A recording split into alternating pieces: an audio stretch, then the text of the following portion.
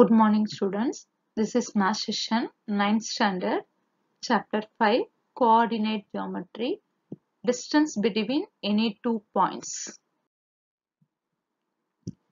Now we are going to see distance between two points on the coordinate axis.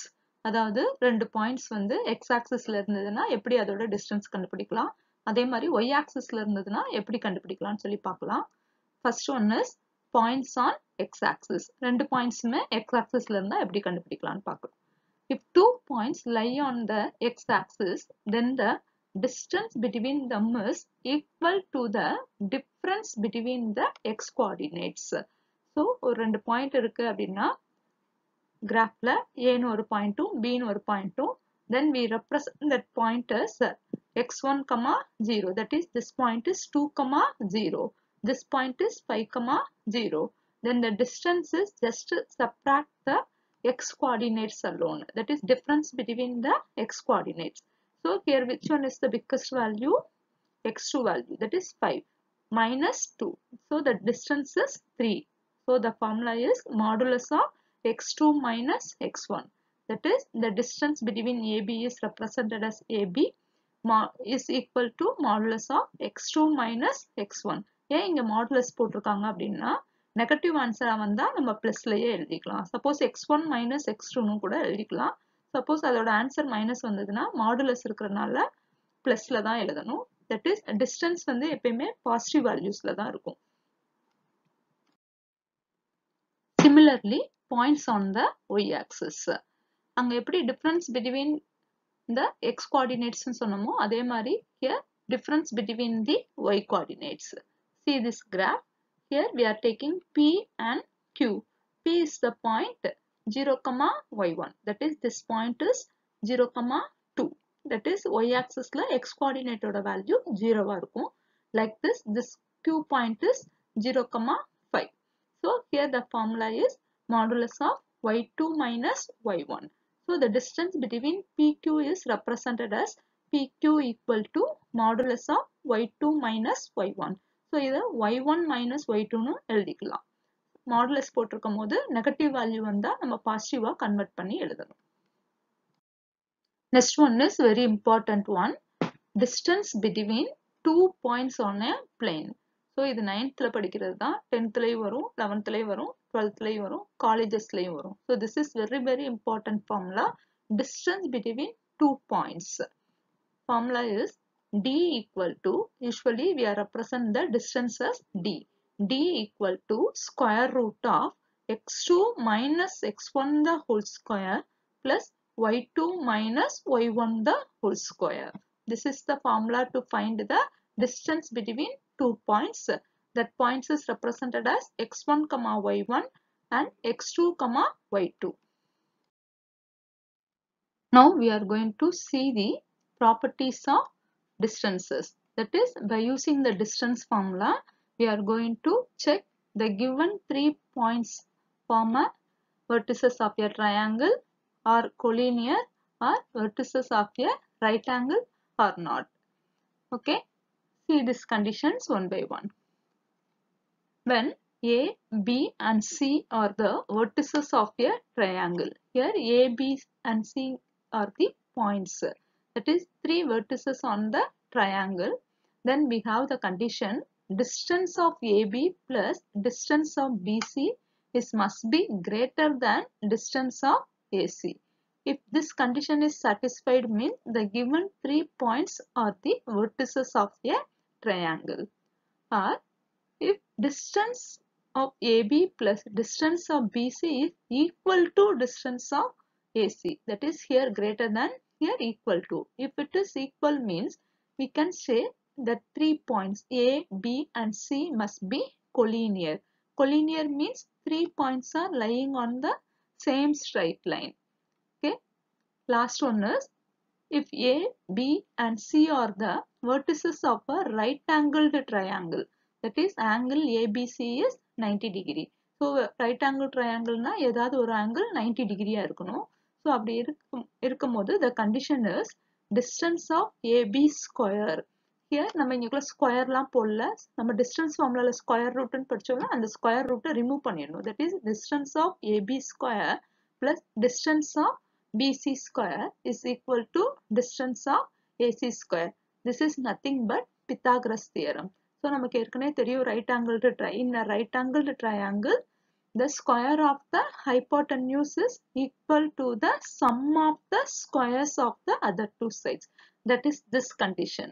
The square of the any two sides is equal to the square of the hypotenuse side. Then the given 3 points represents the vertices of a right angled triangle. So distance formula use பண்ணி கொடுத்திருக்க 3 points வந்து vertices of a triangle தான் நான் கண்டுபிடிக்கலாம், அல்லது collinear-ஆன்னு கண்டுபிடிக்கலாம், அல்லது right angled triangle-ஆன்னு கண்டுபிடிக்கலாம். இப்ப நம்ம example 4th sum in chapter 5 என்னன்னு பார்க்கலாம். Find the distance between the points அப்படின்னு சொல்லி 2 points கொடுத்திருக்காங்க. So solution போட்டு so கொடுத்திருக்கிறது அப்படியே எழுதியிருக்காங்க. இது எழுதினதுக்கு அப்புறம் நம்ம என்ன பண்ணணும் அப்படின்னா இந்த first பாயிண்ட்டுக்கு மேல x1, y1 எழுதணும். செகண்ட் பாயிண்ட்டுக்கு மேல x2, y2 எழுதணும். எழுதினதுக்கு அப்புறம் distance formula already we know. D equal to square root of x2 minus x1 the whole square plus y2 minus y1 the whole square. So இங்க x2 என்ன அப்படின்னா இந்த 2ங்கிற point. So அதை first எழுதணும். அடுத்து இங்க ஃபார்முலால மைனஸ் இருக்கு. x1 அப்படின்னா இங்க -4 இருக்கு. ஸோ ஆல்ரெடி இங்க ஒரு மைனஸ் இருக்கு, அங்க ஒரு minus. So minus into minus plus. So +4 தான் whole square. Then இங்க பிளஸ் இருக்கு, அதே போட்டிருக்காங்க. y2 ஓட வேல்யூ இந்த வேல்யூ -3. அடுத்து மைனஸ் போட்டிருக்காங்க. y1 ஓட வேல்யூ வெறும் 3. ஸோ அதை சப்ஸ்டிட் பண்ணியிருக்காங்க. ஸோ இந்த மைனஸ் வந்து ஃபார்முலால இருக்கிற மைனஸ். 2 + 4 ஓட ஆன்சர் என்னன்னா 6. So 6 square. -3 ஓட answer -6. So -6 the whole square. 6 square ஓட ஆன்சர் வந்து என்னன்னா 36. -6 the whole square ஓட ஆன்சர் என்ன அப்படின்னா -6 into -6 அப்படின்னு போடும்போது மைனஸ் இன்டூ மைனஸ் பிளஸ் ஆயிடும். ஸோ 6 into 6 வந்து 36. ஸோ இது எப்படி எழுதியிருக்காங்க அப்படின்னா 36 into 2ன்னு எழுதியிருக்காங்க. ஸோ இதை எப்படி ஸ்கொயர் ரூட்டை விட்டு வெளியே எடுக்கலாம் அப்படின்னா 36 is a square number. That is 6 ஸ்கொயரோட நம்பர் தான் வந்து 36. ஸோ இதை ரூட்டை விட்டு வெளியே எடுத்தோம்னா வெறும் 6ன்னு கிடைக்கும். 2வை ஸ்ப்ளிட் பண்ண முடியாது. So the answer is 6√2. Let us see the example 6th sum in 5th chapter. Show that the points A 7, 10, B -2, 5, C 3, -4 are the vertices of a right angled triangle. So நம்ம அந்த 3 conditions படிச்சோம்ல, right angled triangle னா Pythagoras theorem ஞாபகத்துக்கு வரணும். That is இப்ப ABC ன்னு கொடுத்திருக்காங்க. So நம்ம AB ஸ்கொயரோட வேல்யூ கண்டுபிடிக்கணும், BC ஸ்கொயரோட ஆன்சர் கண்டுபிடிக்கணும், AC ஸ்கொயரோட ஆன்சர் கண்டுபிடிக்கணும். ஸ்கொயர் கண்டுபிடிச்சிட்டு எந்த நம்பர் வந்து இதுல பிக்கஸ்ட் நம்பரோ அந்த நம்பரை தனியா வச்சுட்டு மீதி ரெண்டையும் ஆட் பண்ணா அந்த ஆன்சர் வருதான்னு பார்க்கணும். Let us see the solution. See this here அப்படின்னு போட்டு A ஓட வேல்யூ, B ஓட வேல்யூ, C ஓட வேல்யூ எடுத்திருக்காங்க. So AB equal to, that is distance between AB equal to, how to write that formula, square root of x2 minus x1 the whole square plus y2 minus y1 the whole square. So இங்க AB ன்னு எடுக்கும் போது Aல இருக்கிற பாயிண்ட்டை x1, y1 னும் Bல இருக்கிற பாயிண்ட்டை x2, y2 எடுத்துட்டு இந்த ஃபார்முலால சப்ஸ்டிட் பண்ணி நம்ம ஆன்சர் கண்டுபிடிக்கணும். ஸ்கொயர் ரூட் வந்திருக்கு. இது this is the answer for AB. நமக்கு இங்க ரைட் ஆங்கிள் ட்ரையாங்கிள்ங்கிறதுனால ஸ்கொயர் வேணும். ஸோ AB ஸ்கொயர் அப்படின்னா இந்த ரூட் போயிட்டு 106 மட்டும் கிடைக்கும். How to mark that as 1. Next, similarly, how to find the distance between B and C. For B answer is considered as x1, y1. C answer is considered as x2, y2. Then once again you have to substitute in the distance formula. There also we are getting square root of 106. So this is the value of BC. So BC square nu potona in the root போய்டும். How to mark this as the second one. Next you have to find the distance between A and C. A and C கண்டுபிடிக்கும் போது A ல இருக்கிற point x1, y1 னும் C ல இருக்கிற point x2, y2 னு consider பண்ணிட்டு once again you have to write the distance formula and substitute that values in this formula to get that answer, square root of 212. Okay, here this is the answer for AC. So AC square னு கண்டுபிடிச்சோம்னா இந்த root போய்டும். இப்போ இந்த how to mark this as the 3. இந்த 3 valuesல எது biggest one னு பார்க்கணும். இதுல எது biggest னா இந்த AC square ஓட ஆன்சர் தான் biggest one. So மத்த ரெண்டு values ஐயும் ஆட் பண்ணா this 212 வருதான்னு செக் பண்ணணும். Yes, So from 1, 2 and 3 we get AB square plus BC square. இது ரெண்டே add பண்ணா கண்டிப்பா 212 தான் வரும். That is nothing but AC square answer. So AB square plus BC square equal to AC square. So இந்த condition நமக்கு equal-ஆ வந்துருச்சு. Therefore triangle ABC is a right angled triangle. Right angled at இங்க வந்து எந்த ரெண்டு letter same இருக்குன்னு பார்க்கணும் add பண்றப்ப. So that is the right angled. So right angled at B. Hence proved this. அப்படின்னு எழுதி முடிச்சிடலாம். Next we are going to see 7th example in chapter 5. Show that the points A னு ஒரு point கொடுத்திருக்காங்க, B னு ஒரு point கொடுத்திருக்காங்க, C னு ஒரு பாயிண்ட் கொடுத்திருக்காங்க, D னு ஒரு பாயிண்ட் கொடுத்திருக்காங்க. So 4 points are given. Taken in that order, form the vertices of a parallelogram. So நமக்கு already தெரியும் parallelogramனா 4 sides உள்ள ஒரு quadrilateral. Particularly in this parallelogram, opposite sides are parallel and equal.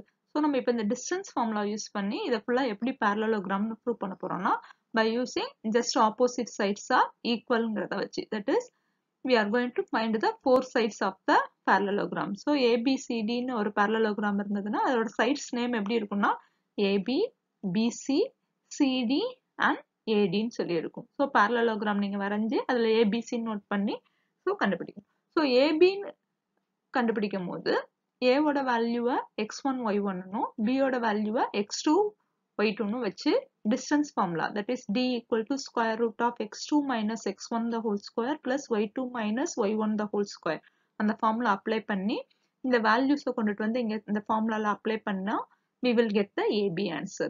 Similarly, how to find for BC and CD and AD.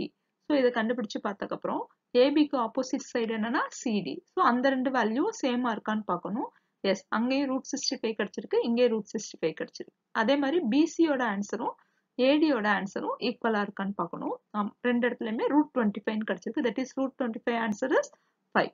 So AB equal to CD equal to root 65 and BC equal to AD equal to 5. Here opposite sides are equal. Hence ABCD is a parallelogram. So இதுதான் final conclusion. இந்த two steps தான் ரொம்ப important.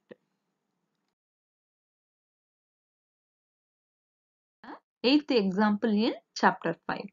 Calculate the distance between the points. So A னு ஒரு point கொடுத்திருக்காங்க and Bங்கிற point கொடுக்காம அது எப்படி இருக்குன்னு சொல்லியிருக்காங்கன்னு பாருங்க. Which lies on the x-axis. So Bங்கிற பாயிண்ட் எங்க இருக்க போகுதுன்னா lies on the x-axis. So x-axisல ஒரு பாயிண்ட் இருக்குன்னா அதுக்கு y coordinate இருக்காது. That is 0 இருக்கும். Whose abscissa is 11. Here abscissa is nothing but x coordinate. So you have to take that B point as 11,0. ஏன்னா x coordinate மட்டும்தான் இருக்கும். Y coordinate வந்து 0ன்னு இருக்கிறனால B யோட பாயிண்ட் என்னன்னா 11,0. இதை வந்து இன்டைரக்டா இங்க கொடுத்திருக்காங்க. ஆல்ரெடி Aங்கிற பாயிண்ட் தெரியும். So Aங்கிற பாயிண்ட் 7,3, Bங்கிற point 11,0. So distance formula is square root of x2 minus x1 the whole square plus y2 minus y1 the whole square. இதுல Aங்கிற பாயிண்ட் x1 y1 எடுத்துக்கணும். Bங்கிற பாயிண்ட் x2 y2 னு எடுத்துட்டு இந்த formula substitute பண்ணோம்னா we will get the answer as square root of 25. That is nothing but 5. Next we are going to see the 11th example in chapter 5. It is one of the concept based sum. இந்த sum செய்யணும்னா இந்த sum நல்லா understand பண்ணா மட்டும்தான் செய்ய முடியும். இதுல ஒரே ஒரு ஃபார்முலா, அந்த டிஸ்டன்ஸ் ஃபார்முலா மட்டும்தான் யூஸ் பண்ணிருப்பாங்க. இது என்ன கான்செப்ட்ங்கிறத சம்ம ரீட் பண்ணி தெரிஞ்சுக்கலாம். Show that 4,3 is the center of the circle. See this, இந்த 4,3ங்கிறது இப்ப கன்சிடர் பண்ணிக்கோங்க. இந்த சர்க்கிளோட சென்டர்ல இருக்குன்னு சொல்லியிருக்காங்க. We are taking that point as P. So let P equal to அந்த பாயிண்ட் எழுதியிருக்காங்க. Passing through the center of the circle, passing through the points 9,3, 7, minus 1, minus 1,3. So இந்த சர்க்கிளோட சென்டர் 4,3னா அந்த சர்க்கிள்ல பாஸ் பண்ற ஒரு 3 பாயிண்ட்ஸ் கொடுத்திருக்காங்க. We are taking that points as A, B and C. Okay. Also first இதை prove பண்ணணும். இது centre, இந்த points எல்லாம் சர்க்கிள்ல இருக்குன்னு ப்ரூவ் பண்ணணும். Also find its radius அப்படின்னு கேட்டுறாங்க. So நமக்கு radius கண்டுபிடிக்கணும்னா the distance between the center and the point on the circle is called as the radius. So ரெண்டுக்கும் இடையில உள்ள distance கண்டுபிடிச்சிட்டோம்னா that is radius. இப்ப நம்ம இந்த மூணுமே மூணு பாயிண்ட்டுமே இந்த சர்க்கிள்ல இருக்குன்னு எப்படின்னு ப்ரூவ் பண்ண போறோம்னா இந்த PA ஓட டிஸ்டன்ஸ் கண்டுபிடிக்க போறோம், PB ஓட டிஸ்டன்ஸ் கண்டுபிடிக்க போறோம், PC ஓட டிஸ்டன்ஸ் கண்டுபிடிக்க போறோம். இந்த 3 டிஸ்டன்ஸுமே ஈக்குவலா இருந்துச்சுன்னா this 3 are called as the radius. So எல்லா ரேடியஸுமே ஈக்குவலா இருந்துச்சுன்னா obviously that 3 points are lying on the circle. Okay, then that point the distance value is called the radius of the circle. Let us see the solution. If first கொடுத்திருக்கிறதெல்லாம் எழுதிருக்காங்க. அடுத்து if P is the center of the circle which passes through the point A, B and C na, then B is equidistant from A, B and C. So இந்த A, B, C ங்கிற points மூணுமே equidistanceல இருக்கும். That is PA equal to PB equal to BC. Okay, so அந்த distance formula எழுதிட்டு நமக்கு இது எப்படி வேணாலும் கண்டுபிடிக்கலாம். APன்னு கண்டுபிடிச்சாலும் ஓகே தான், PN கண்டுபிடிச்சாலும் ஓகே தான். ஸோ இந்த டிஸ்டன்ஸ் ஃபார்முலாவில் அப்ளை பண்ணி அதோட ஆன்சர் 5ன்னு கண்டுபிடிச்சிருக்காங்க. அதே மாதிரி பிபின்னு கண்டுபிடிச்சாலும் ஓகே தான், பிபின்னு கண்டுபிடிச்சாலும் ஓகே தான், அதோட ஆன்சரும் 5ன்னு கண்டுபிடிச்சிருக்காங்க. அடுத்து சிபின்னு கண்டுபிடிச்சாலும் ஓகே தான், அல்லது பிசின்னு கண்டுபிடிச்சாலும் ஓகே தான். ஸோ 5. ஸோ இந்த எல்லாமே ரேடியஸ் வந்து சேமா இருக்கிறனால இந்த 3 பாயிண்ட்ஸுமே சர்க்கிளோட சர்க்கம்ஃபரன்ஸ்ல தான் இருக்குன்னு கன்ஃபார்ம் பண்ணியாச்சு. ஸோ இந்த டிஸ்டன்ஸுக்கு தான் நம்ம என்ன பேருன்னு சொன்னோம்னா ரேடியஸ்ன்னு சொன்னோம். Therefore, P is the center of the circle passing through A, B and C and radius PA equal to 5. Then I have to write hence proved. Distance between 2 points on a plane ல இருக்கிற எல்லா example sums உங்களுக்கு புரிஞ்சிருக்கும்னு நினைக்கிறேன். Thank you students.